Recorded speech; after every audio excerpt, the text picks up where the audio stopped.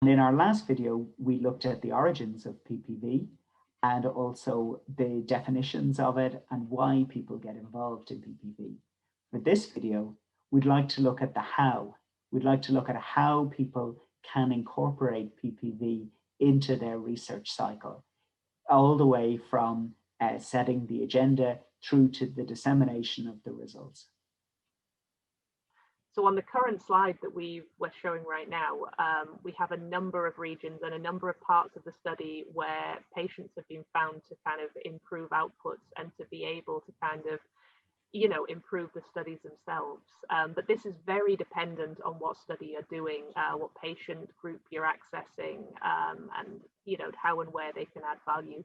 What we'd like you to do at the end of this is to just have a little bit of a think about the work that you're doing, maybe refer back to this slide and come up with some ideas as to whereabouts in your research process, whereabouts in your study do you think the voice of the patient could make an impact.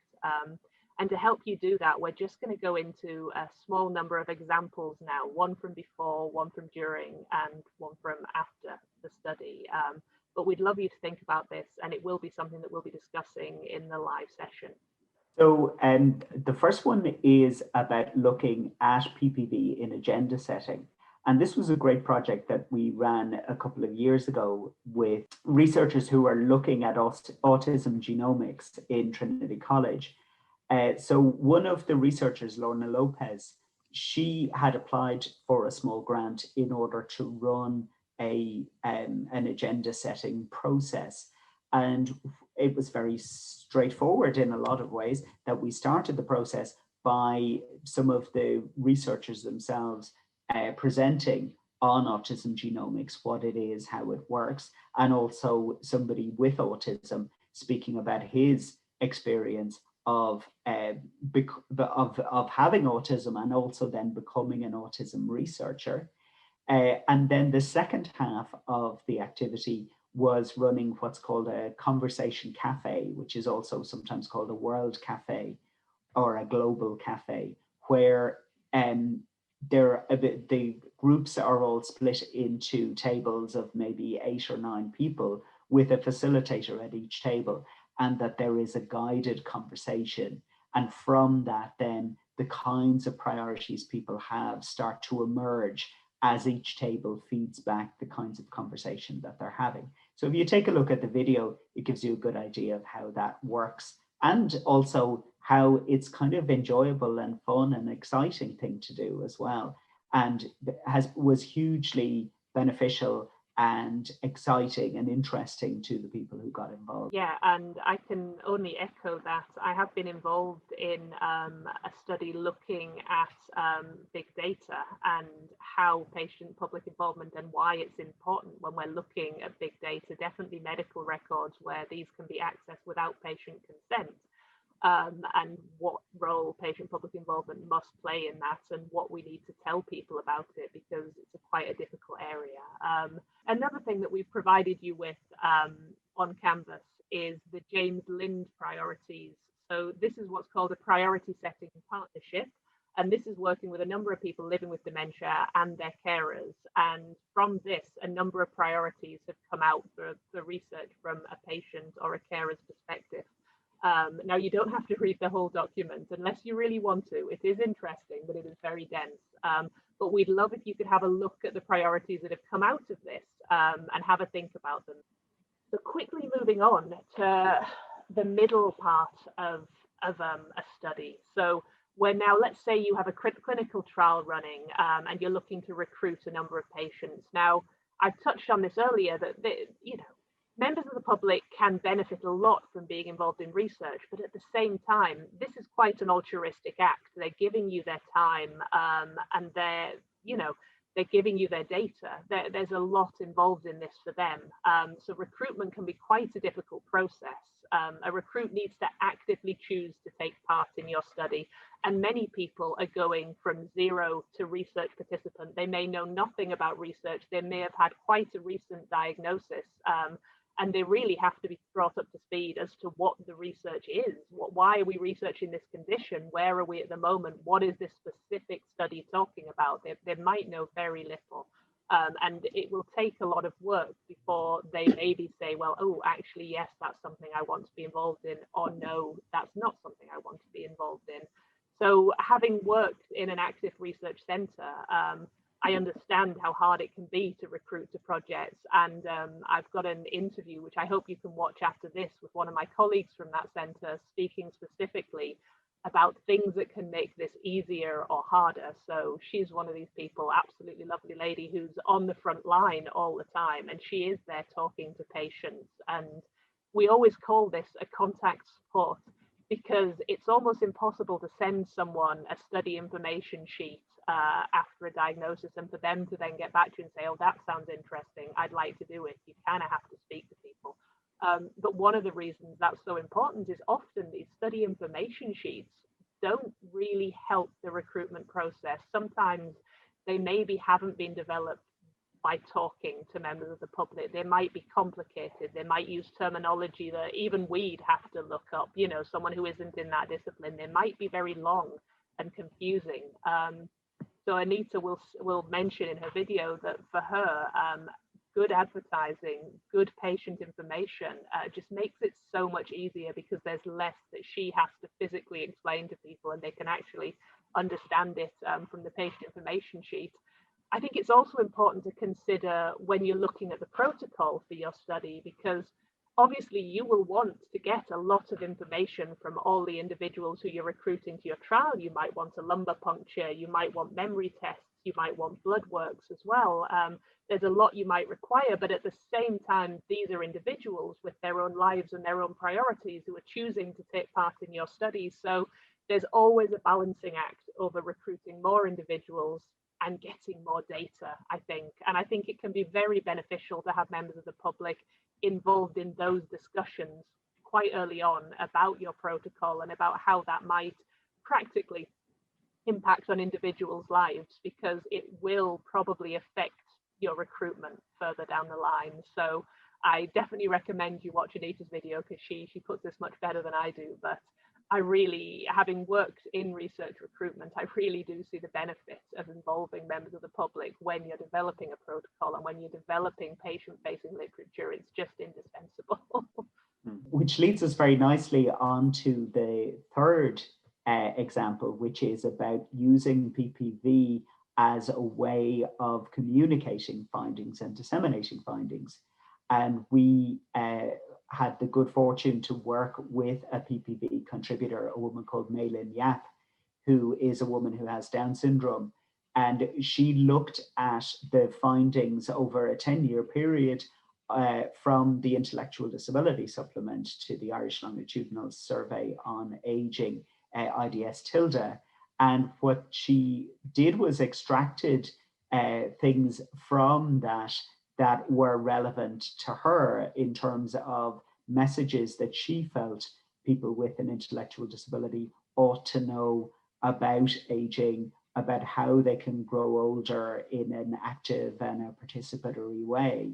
So the video, the Aging with Pride video, which we've included with the resources, if you'd like to take a look at that, it provides a very powerful, very upbeat message about growing older with an intellectual disability, what you can do about it, where are the areas where improvements are needed.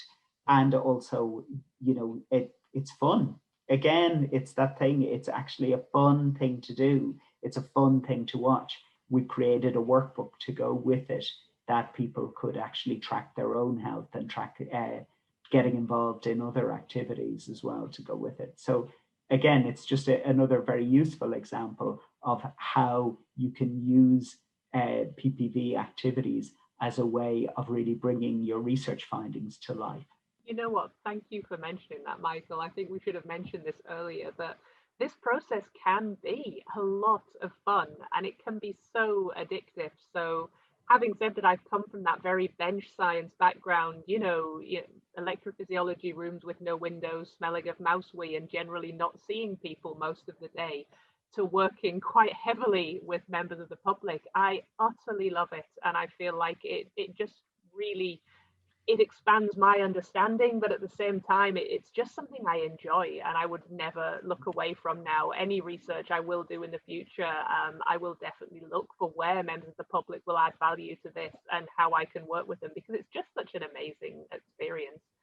So I hope a lot of you will be able to experience this yourself if you haven't already. So I just want to step back a little bit into your own work and into your own projects and into what patient public voice, patient public involvement might look like in your work itself. And one thing I really want to make clear is that we don't have dogma for this. It's all about values. It's never going to be one size fits all. And we can't tell you that you need a member of the public on your steering group because that's the gold standard. You need a member of the public to help you plan your research. You need to be working on priorities set by members of the public.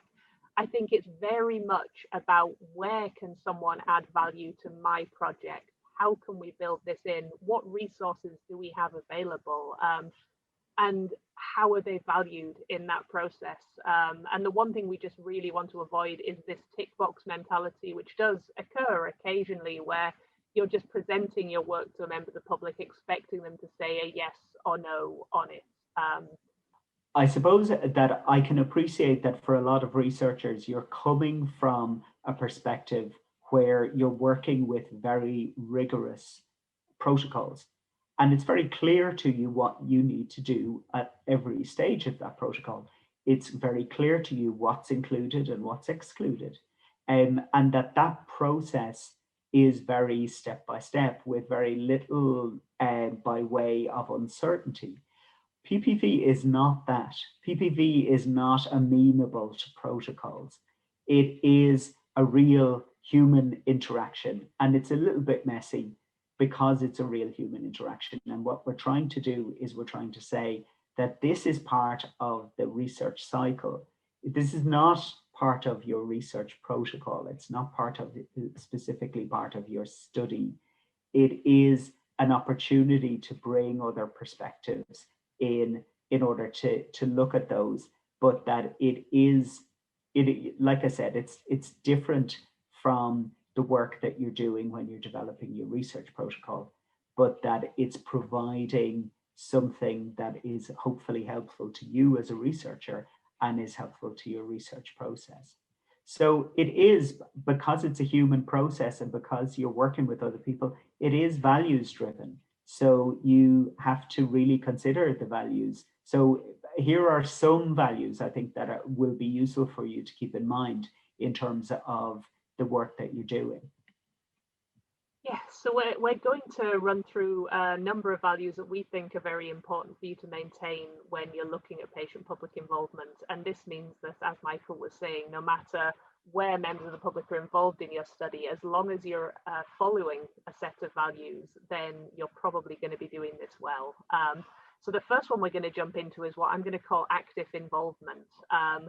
Now, what this implies is that members of the public who are involved in your study have active control over decisions. This doesn't have to be every decision within your project, but the decisions that they are involved in, they have to be able to change this. They have to be able to have an impact here. And I liken this to maybe bringing a statistician in. If you have some complicated non-parametric data that you just don't know how to analyze, and you sit back and you think, well, I don't know how to do this myself. I need someone with expertise to help me.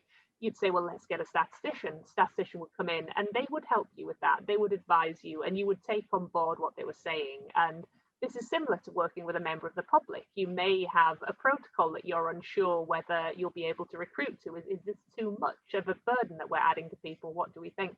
And when someone comes in, you have to be willing to change that. You have to be willing to adapt based on their comments. If you're just expecting them to give you a yes, then that's not great patient public involvement. And I think sometimes researchers might have a worry that they'll say, well, I don't really want members of the public who haven't had, 7, 8, 9, 10 more years of experience in my field commenting on some things because I don't think they have the background. So say you wouldn't ask a member of the public to comment on whether you're using a monoclonal antibody to get rid of amyloid beta or a secretase inhibitor. That's just something they don't know. But but there are parts of a project that they will be their input will be very, very valuable to. So I think for you, it's working out where that value is and making sure that when someone does come in, they do have control over that part of the project. They won't have control over everything, but you probably will need to engage them around that. They won't want to be involved in the project that they don't understand. So you will want to have ways of explaining the full project to someone, but maybe they won't be involved in every section. And that point really leads very nicely on to the second value, which we were looking at, which is shared power. And that shared power goes two ways. At one level, you have to remember that as the researcher inviting somebody else into the research cycle, you're the one in the privileged position. You're the one holding the cards. You're the one who understands the game. You're the one who understands all of the terms. You know what the game is, how the game is played. You know all of the people involved. And that you're inviting somebody else into that, they're automatically at a disadvantage. And if you're in some big fancy university, then there's also that added disadvantage too for them, that you're on your home territory, you're on your home turf, whereas they're coming into that.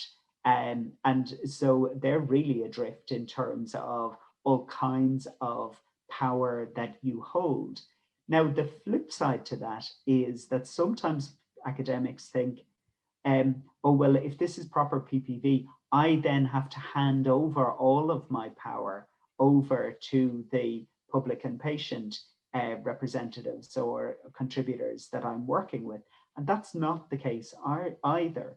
You have a lot of knowledge and a lot of perspective that you're bringing to the research project. They are also bringing knowledge and perspective too. And that the idea is that the two of you come to some kind of accommodation to ensure that you're working, respecting each other's perspectives. So it's not a case that basically you either hold on to all of the power and don't let them have any input into what's going on, or alternatively hand over all of the power and say, well, whatever the patients and public say, then I have to go with that. It's neither of those things. It is about the two of you working together in a way whereby both perspectives can actually benefit the overall research cycle.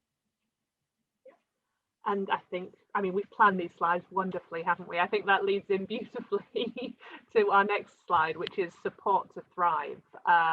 And this is, again, recognizing that power imbalance, recognizing that knowledge imbalance, and recognizing that the people who are involved in your project may need extra support to understand what you're doing, but also to interact with those around you, to feel confident to be part of that team and to speak up in a very academic environment. It could be that they require some training around patient-public voice itself, what this means and what their role is. It could be that they need training around what your project is trying to achieve and what role they're playing in that. There are many ways that you can support a member of the public to really play that influential role and to feel confident playing it as well. So I suppose the fourth value that we're looking at really here is impact. That this, for a lot of researchers, the discussion of impact is becoming more and more relevant and pertinent. PPV contributors, for them, impact is usually central, particularly if somebody is living with dementia, that they want to make sure that the time that they have is put to good use. And so they don't want to get involved in research where they don't feel that it will have some benefit somewhere along the line, that it won't benefit somebody's life, that it won't have some type of impact. So it's really important for PPV contributors to know that there will be some impact along the line, and that actually that by them being involved, it helps you to construct some kind of pathway to impact. Because as we said earlier on, that they can be an ambassador for your research. They can be the person who goes in and sits with the politicians or the policymakers and says, this is what this research says. This chimes with my personal experience of this. This is the message that we need to get out to people. So it's really important that impact is driving the PPV contribution that people are making. Also, I mean, there's a lot of discussion in research about stakeholders and who, in essence, has a bigger stake in dementia research than people living with dementia themselves. So it's really useful and important to make sure that it's understood in that context that people with dementia themselves really do want to see this research succeed. They want to see you succeed as a researcher, and they want to make sure that it has some kind of impact. Definitely. I think the only thing I would add to that is a lot of people are involved in research in this way. A big complaint that often comes out is that they're not kept in the loop after the research is finished, is that they don't necessarily see that impact or what happens. And I think that's so important. I know through my work with Dementia United in Manchester here, we did a lot of work around the care pathway, so living well, supporting well, dying well, and lots of members of the public were involved in helping us streamline that and making sure that the patient voice was heard in all of those steps. And what we've done is we've put together a list of what we call "You Said, We Did." So this is just really laying out how their input into that process was then fed forward and what we've done with it and then where it's going. And it can be very difficult because I think something you often have to discuss with members of the public is how slow the research process can be. I think a lot of people expect, you know, I've been involved in this project in September. Will I hear something by October, November? What was the outcome? What was, and I think it's just another thing of this Support to Thrive to really understand what that research process is, but to keep people informed, to maybe have newsletters or, you know, I just think that's very important as well. So this gives you an idea really about the background to PPV and also a little bit about the types of activities that people do. And we've spoken as well a little bit about the motivations that really drive PPV contributors and also researchers in order to do this work.